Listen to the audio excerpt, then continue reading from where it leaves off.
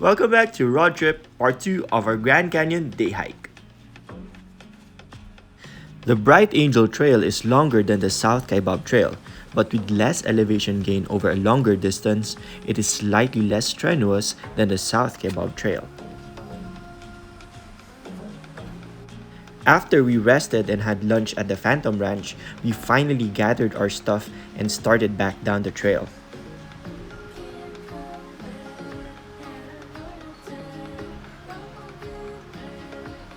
And we are arriving at the Bright Angel Campground where it is 80 degrees Fahrenheit.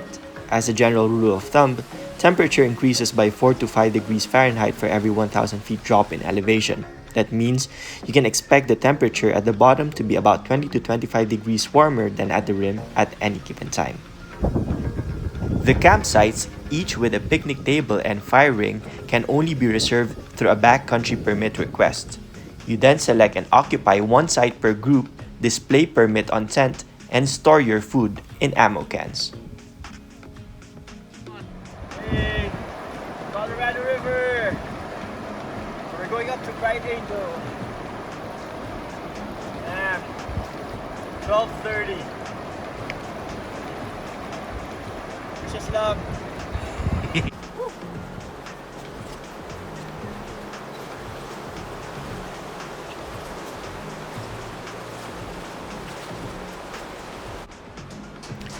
The Silver Bridge was built in the late 1960s. It supports hikers and the Trans-Canyon water pipeline across the Colorado River.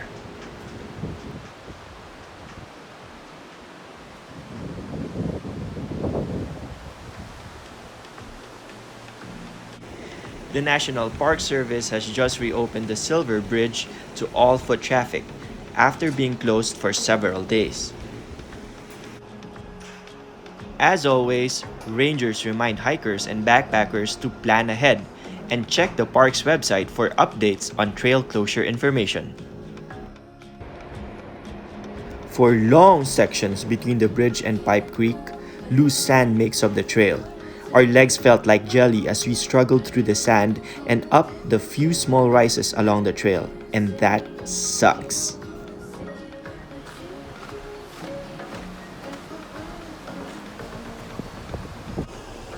The trail dipped at the mouth of Pipe Creek before swooping around into the creek's deep gorge.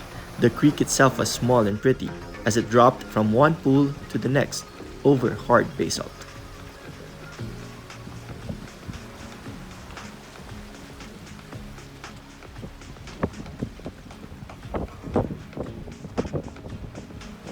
Willows, cottonwoods, under thick layers of vegetation was kind of fun, with little creek crossings.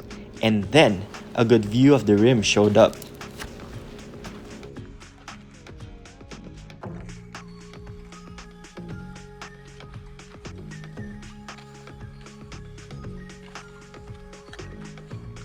Galawin mo yung baso, Ray!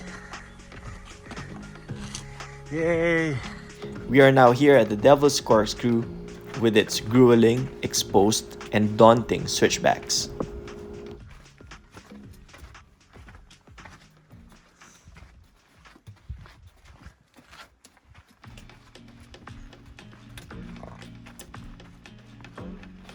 Lush section of the trail, providing some cool shade.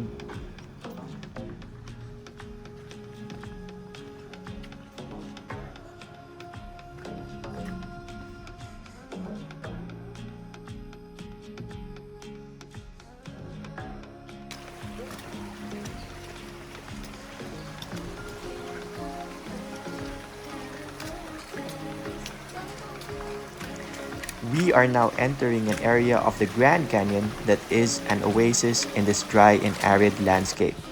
Located along a natural fault line, the Indian Garden was formed seasonally by native people for centuries.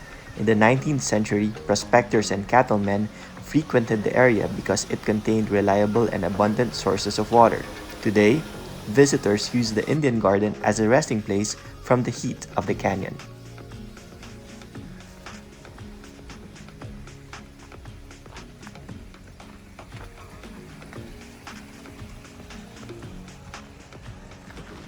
This faucet sprays and gets people wet, so be careful.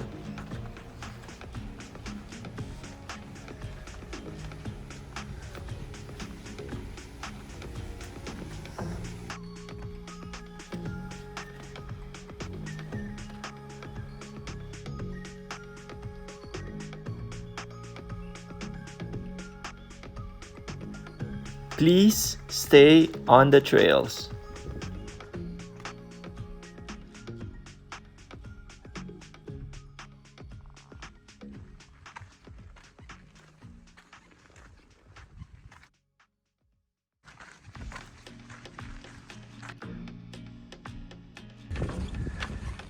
So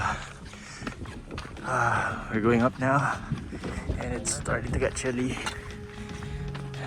And probably 4 more miles Off up to the south trip.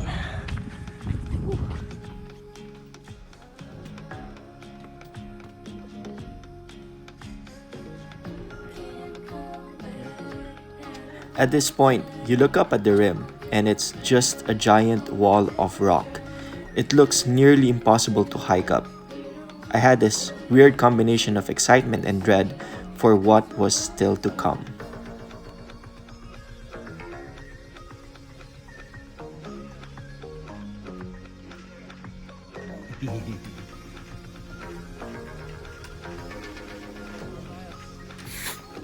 Four more effing miles.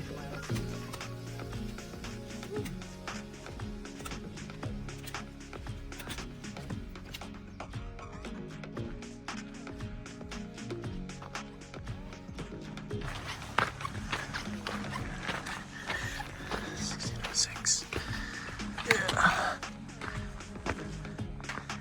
60 degrees. 60 degrees.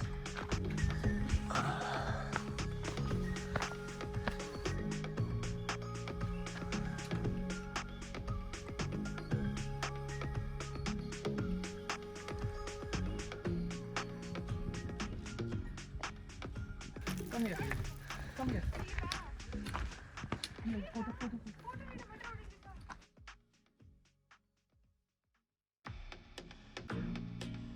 After the 3-mile rest house, you are now really feeling the climb. By now, you have already started winding your way up the switchbacks. Your thighs are burning, your lungs are burning, and most likely, part of you is wondering why you ever thought that this was going to be a fun thing to do. But hey, hike down is optional, and climbing up is mandatory. A quick flurry of switchbacks came and went. I stopped often, just enough to take few drinks every once in a while, and also to take in the scenery. It was very pretty down here. The trail was easy enough to not worry about watching your steps.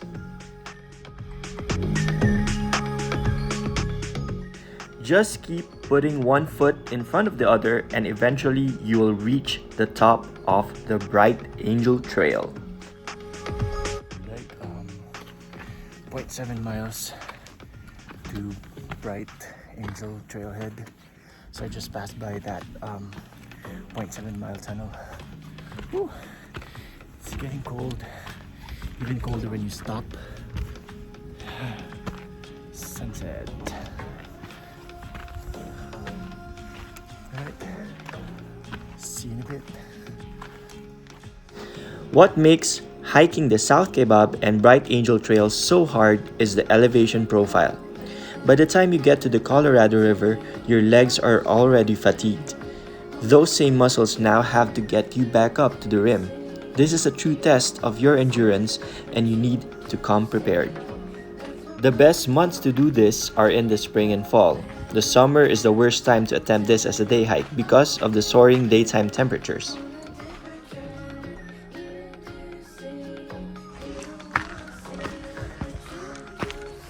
Yes.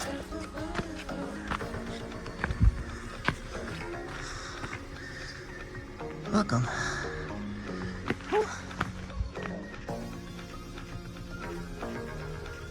Yeah, you can do it. We are still waiting for Ray. That's the hotel for today. Come get us. Yeah, we'll go back to the hotel first, then we'll come pick you up. Alright, ingat kayo. Be safe. Bye.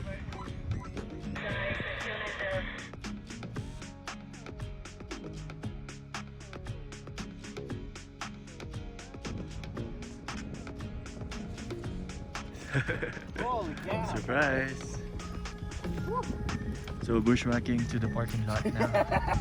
Bad idea. Parking lot D. We don't want to walk 20 minutes. I want to do the shortcut.